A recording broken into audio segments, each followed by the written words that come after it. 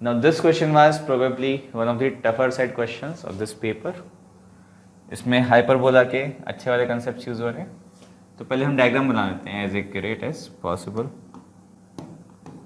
ठीक है, ये एक्स एक्सिस है, ये वाई एक्सिस है. हाइपरबोला के हम दो ब्रांच बना लेते हैं. ठीक है, फर्स्ट क्वाड्रेंट में कोई पॉइंट लेते हैं, फोकस मान लेते हैं ये एस और ये S1. ठीक है, एक पॉइंट ले लेते हैं P. ठीक है, ये P है और P पे एक टेंजेंट भी ड्रॉ करनी है आगे जाके, तो हम वो भी ड्रॉ लगभग कर देते हैं.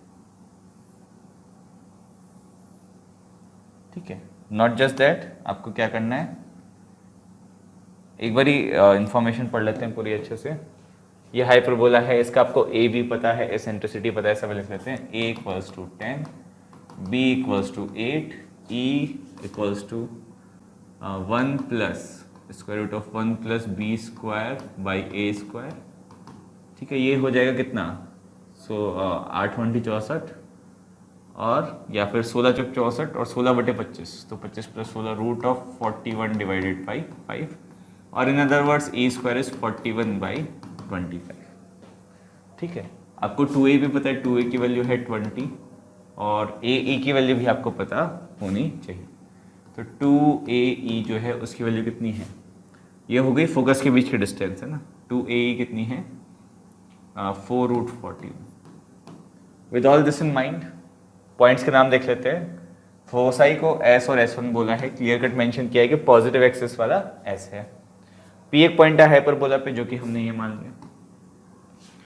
ठीक है, in the first quadrant let angle SP1 alpha, हमें ना SP1 और S1, SP S1, इसको भी इससे जॉइन करा देते हैं.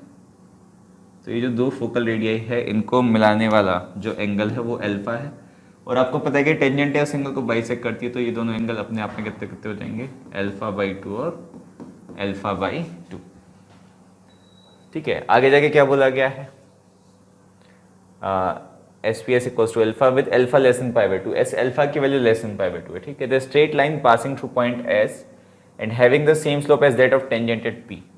S से पास करती है, और इस पिंक लाइन के पैरेलल अगर मैं एक और लाइन ड्रॉ करूं, ठीक है, और वो किसको कहां पे मिलेगी, the straight line passing through the point S and having the same slope as the tangent of the hyperbola intersects the straight line S1P. ये S1P लाइन को भी मेरे को आगे बढ़ाना पड़ेगा. ठीक है, और इसके पैरेलल अगर मैं लाइन ड्रॉ करूं थ्रू दी फोकस, तो इसको आगे जाके कहीं पे मिलेगी. और तो ये मान लो आगे जाके कहीं पे मिलती है. नाउ इस पॉइंट को नाम दिया गया है P1.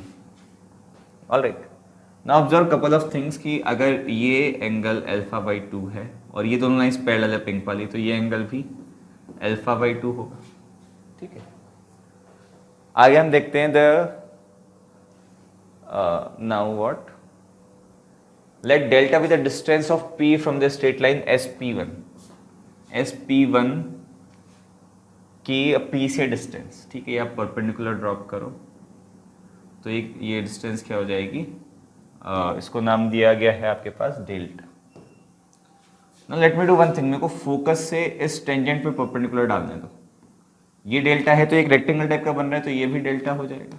ठीक है, आगे क्या बोला गया है, नाउ डेल्टा हो गया beta is equals to S1P. ये जो S1P है, S1P कितना हो गया, इस पूरे की वैल्यू बोली गई है बीटा, P की दूसरे फोकस से डिस्टेंस.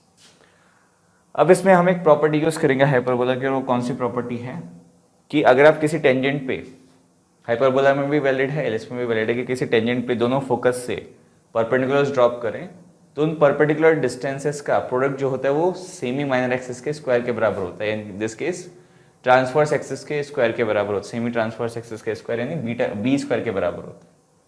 ठीक है, तो एक तो ये हो गया परपेंडिकुलर, एक और परपेंडिकुलर मैं ड्रॉप कर देता हूँ जो कि हो गया ये. ठीक है, नाउ इसमें और बीटा में क्या रिलेशन होगा, अगर बीटा ये वाली साइड है और ये वाला एंगल अल्फा बाई 2 है, तो ये मेरा हो गया beta times sine alpha by 2. इसको मैं परपेंडिकुलर 2 बोल देता हूँ, और जो परपेंडिकुलर 1 है वो है डेल्टा. नाउ मेरे पास रिलेशन ये है कि P1 P2 जो होता है वो मेरा बी स्क्वायर के इक्वल होता है। P1 की वैल्यू में डेल्टा और P2 की वैल्यू में बीटा साइन अल्फा बाई 2, ये पुट कर देता हूँ बी स्क्वायर के। बी स्क्वायर कितना है भाई, 8 8 जा 64। ऑलराइट, तो मुझे किसकी वैल्यू निकालनी है, beta delta by 9 sine alpha by 2। ठीक है, ये तो सॉल्व होगा question. Beta delta sine alpha by 2 divided by 9 कितना हो जाएगा, 64 डिवाइडेड बाई 9। और अब मुझे इसका ग्रेटेस्ट इंटीजर निकालना है बॉक्स, तो ये कितना हो जाएगा, 9 7 63, 7 पॉइंट समथिंग। तो इसके बॉक्स की वैल्यू आ जाएगी आपके पास 7।